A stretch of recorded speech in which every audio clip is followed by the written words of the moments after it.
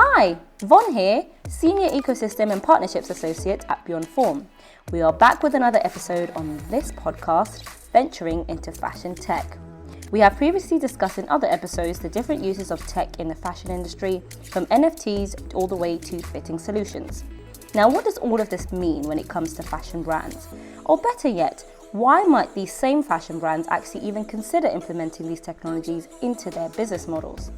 Are they genuinely wanting to improve the way that they do business, or are they simply just trying to be what we call fluffy?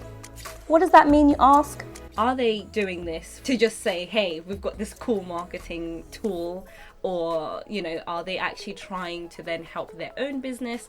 Sometimes the lines are blurred. Does it really help? Are you thinking of this, lay planning tech or, NFT? How does that specifically link with the type of business you're trying to create? And does it really fit in, or are you just adding something sparkly to what you're currently doing? Be sure to listen until the end, as we've got some tips for you on how to do your tech adoption without fluffiness. Well, hi guys, we are back with another podcast episode, and this time it's just myself and Peter. Hi everybody. So we are speaking specifically today about what brands are really wanting when it comes to tech adoption in the industry. We have noticed a lot of things that we consider as the word fluffy. And what that really means for you guys listening is that, it's basically not much of substance in terms of the usage of tech, but potentially just for marketing, for showing off or just trying to show innovation in some sort of way. So that's pretty much what we're going through today, and just kind of the main things to put all of that into context is just some of the research that we've done and we've been looking at for the past few years as to what is actually happening in tech and fashion. So one of the research that I found specifically quite interesting was the one with Snapchat and Ipsos, where they had just under 25,000 participants aged 13 to 44 who own a smartphone and actually use one as well. And some of those participants 7 in 10 of them in terms of customers agreed that the AR that they're using actually helped their shopping experience be much easier, which was quite interesting because that was a lot more than I thought actually, in terms of the amount of people who would respond to that. Just from what I've seen in other areas, not as many people were using AR, but in this case, this report says otherwise, actually. And then the other thing that we noticed as well, when looking into other reports, 75% of consumers of this specific research believe that physical fashion won't be replaced. So that's quite interesting when obviously seeing how potentially brands are responding to obviously all of this and the tech adoption itself. And then Fashion United did a nice summary of what happened in digital fashion in 2022. And when just going through the whole list, all of these known brands, including Tiffany, are just releasing NFTs and metaverse spaces. So that definitely says where, brands are pretty much focusing on for 2022. So we we shall see, obviously, if that continues in 2023. And lastly, obviously, we've spoken a lot about how brands could be using things for fluffy side, but also from what we've seen, or I specifically believe, the other purpose is for the sustainability efforts, whether they are genuine or just to show off, we shall see. We can just start off with maybe seeing, Peter, why you think brands may be adopting tech in this fluffy way. So I think, one of the reasons why we wanted to do this podcast episode as well is because from our portfolio that we are working with of startups, many of them do struggle to potentially sign those bigger contracts with pilots. And I think it's about, just taking a step back and some reflection, why is this actually happening? And as Von was saying, as you're saying, Von, that fluffier side of things, we see, especially as you get up the market levels to the luxury levels, a lot of these brands want things very shiny, ready, plug and play, ready to go. And if you're a startup by nature, you are messy. If Yeah. we're talking about innovation, if we're talking about technologies that are not necessarily as refined as they could be, things are not necessarily always going to be as fixed as you want them to be, and therefore they tend to lean towards more of the fluffier side of things because it's the most tangible elements that brands can see and deliver to their customers at a lot easier place. So you mentioned AR there. It's very visceral. It's very visual. Brands get it straight away. You don't have to do too much thinking. So, marketing purposes, yes. Technologies that maybe are more back end are quite difficult to sell there. I don't know what you think. Oh, I definitely agree. And actually, what came to mind was when I was in Chanel once, in one of the branches in Paris, and I was speaking with one of the sales assistants just to have her take on fashion tech, and we had some time to chat. And she did say that actually in that branch, they did do a test with, I believe it was measurements, or at least a technology to do with fitting and virtual try on. And she said that obviously we would never hear about this, or the world would never hear about it, because like you said, it's really a test for them to see if it works without tarnishing the shiny brand that it is.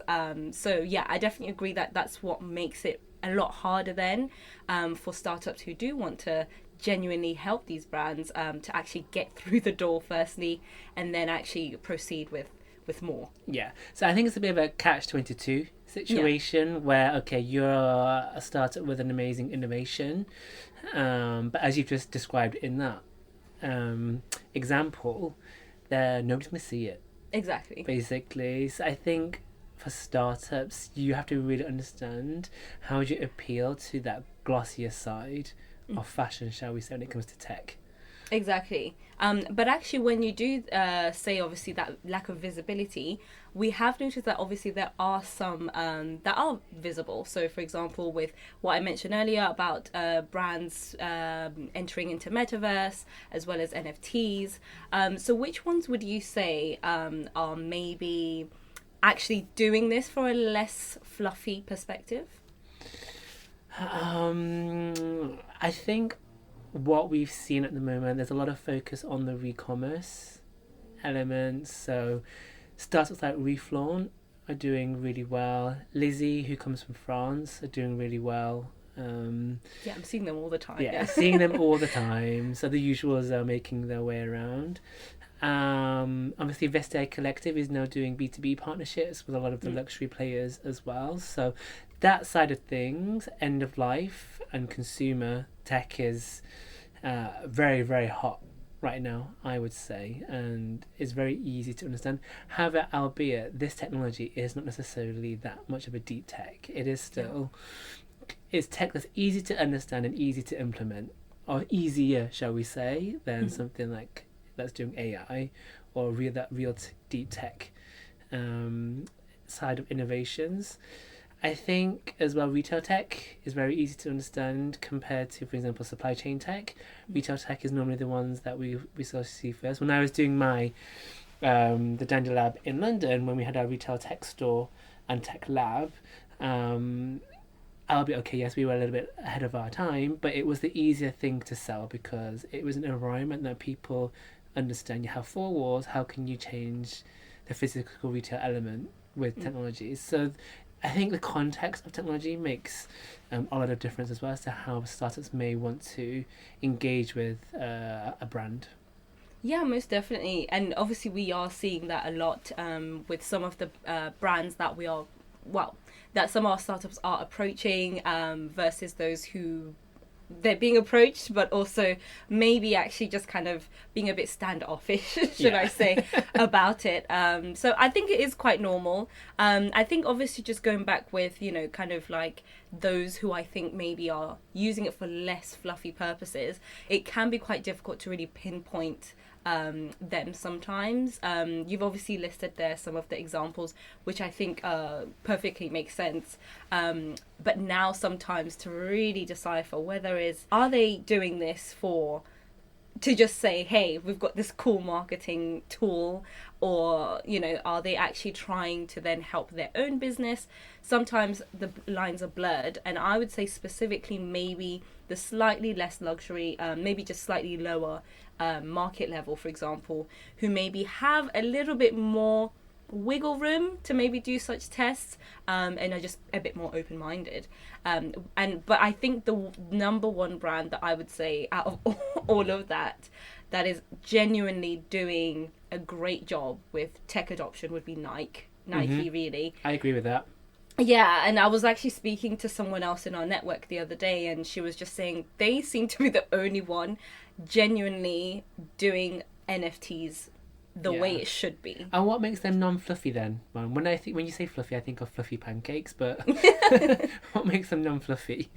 Well, I don't know, because I feel like when they've been quite consistent with their adoption, and the fact that they actually bought Artifact, and all of that for me seems more real than someone who's just adopted it for like a marketing tool for one collection and then they forget about it the next. So there are a few examples like that, maybe those who are also now getting into gaming and stuff, which is something else we're seeing them do a lot. But generally speaking, those who are trying to do such things would just, you know, maybe just pay a freelancer or someone else to just make that digital collection, just say we've done it, and then we don't really see anything afterwards. Exactly. Basically. Yeah. Or actually, maybe you don't really see much results from whatever they did. So maybe it didn't quite work. So we can give them the benefit of doubt that maybe it's a case of they did test it, it wasn't for them, they moved on. But the other thing that when, you know, we're again speaking of fluffiness, it really is a case of we're just seeing some images of these things, and there's no depth, basically. And I think on that point, you know, about moving on and not seeing the results, you know, what we're classing as fluffy is actually marketing. Yeah, basically. And I think those marketing elements are easy to track when it comes to ROI. So, for example, your engagement rates, your dwell times, you know, your media impact value. Those are elements that we can understand, and KPIs that brands can understand very easily. But when it comes to other technologies that are harder to grasp, those KPIs can be quite confusing, I feel, for a lot of brands, but also for those startups to follow. So, for example, a couple of our startups that are working more in the deep tech space or working more along the lines of the back engine of fashion, where KPIs are more difficult to define, that I think is where the problem starts coming in, because neither side knows how to handle each other. Yeah, exactly. And I completely agree when you say the back end. So I guess kind of pre-production or the production side, definitely I would say is kind of suffering a little bit more in terms of tech adoption compared to the front end and the marketing side. Yeah. Well, in this case, obviously, how would you say this all links with sustainability efforts? So we spoke a little bit about, you know, how there is the fluffiness that is being used for just the marketing side, and the visuals and everything with metaverses and metaverse space and NFTs. But on the flip side, there is some tech that we're seeing a lot of in terms of digital IDs or other platforms such as like reselling platforms that are now emerging as well. So what would you say then, how does this link in terms of sustainability? Are these people genuinely trying to be sustainable, or are they just, again, adding a little bit of spice to their shopping so I probably think at a personal level they care about sustainability, hopefully, that work within the fashion brands. But I think with the larger corporates, it's very difficult to align the entire company to sustainability efforts and to execute that at a level that makes sense with the core business strategy. So, for example, we talked earlier about Reflaunt and a lot of companies doing their own branded resale platforms. Lizzie, as I mentioned earlier as well, they're helping brands to do their own rental. One example that comes to mind is Sandro, the fashion brand in France that sells menswear and womenswear. And I just happened to stumble on their website one day, doing a normal shopping journey online on the Sandro website, just looking for some clothes. And all of a sudden I saw, oh, what's this secondhand link basically in the menu bar, and lo and behold, it was their own branded resale platform. I was like, oh, this is cool, this is interesting. Maybe they're trying to really integrate secondhand clothing resale into their, and circularity into their core business principles. But then actually when I clicked on it, obviously I'm shopping for menswear, we checked just before recording this podcast, there's only 279 products in the resale section for men, which is not very big considering how large Sandro actually is as a brand. I first stumbled on this resale section probably about 5-6 months ago. It was like 200 products, so it's not grown much larger since then. So it does make you question, okay, have they just put that on there to tick off the circularity box, to tick off the sustainability box, to tick off, oh look, we're doing some good for the world by offering our clients the ability to send in their clothes. So for those of you that don't know the Sandro platform, what happens is you basically upload a picture onto their platform to get a quotation from Sandro directly. They tell you, okay, we think it's worth X amount of money. You agree to that amount or not. And then you send your product back to Sandro HQ and they sell it on your behalf. And in return, you get a sales voucher to spend either in store or online. So you're not necessarily doing the one that's doing the resale element, but you still get value out of it. We looked at also women's wear as well just before this podcast recording. They just had just over 2,500 garments. Considering that women's wear is their larger category, it's not a huge, amazing amount of resale items on there. So I don't know here, but I probably think here, there's a lack of visibility there for the second-hand element. There's a lack of actual process probably put in place for accepting or declining a garment fit for resale. And as I said, I just happened to stumble on that. I didn't even know that they were reselling garments. So I think there's a selling or advertising of, okay, hey, you can actually buy second-hand clothing on our website. Yeah, exactly. Well, it could be that, or maybe the people who are purchasing already from Sandro just don't want to resell their clothes. But we'll have to see, obviously, as the time goes. But as you said, a combination of everything. Exactly. Yeah.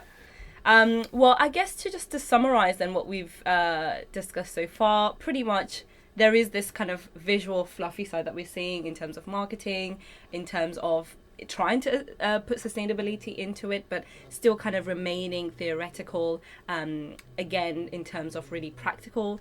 And then lastly, pretty much that fashion seems to really be remaining as this traditional model of, well, still having this exclusivity and having all this limited edition things with NFTs, etc. So with that, just a few tips before we end this episode, just for you listeners to, if you're a brand, maybe to be a bit more conscious as to what you're adopting in terms of the tech, and just an encouragement for other startups as well. So I would just say maybe the first tip would really be just to understand your customers. Who are you selling to? From what we heard earlier about those using AR, you never know exactly what your customers may actually be wanting or needing in terms of their shopping experience. So I would say maybe some market research on that and doing a deeper look into your customers. What would you say maybe is the second tip? So definitely the second tip is, from what we've seen so far, you may be speaking to a sustainability department to sell your innovation to, but it's very rare that they're the final decision maker and the person that actually signs off on the budget.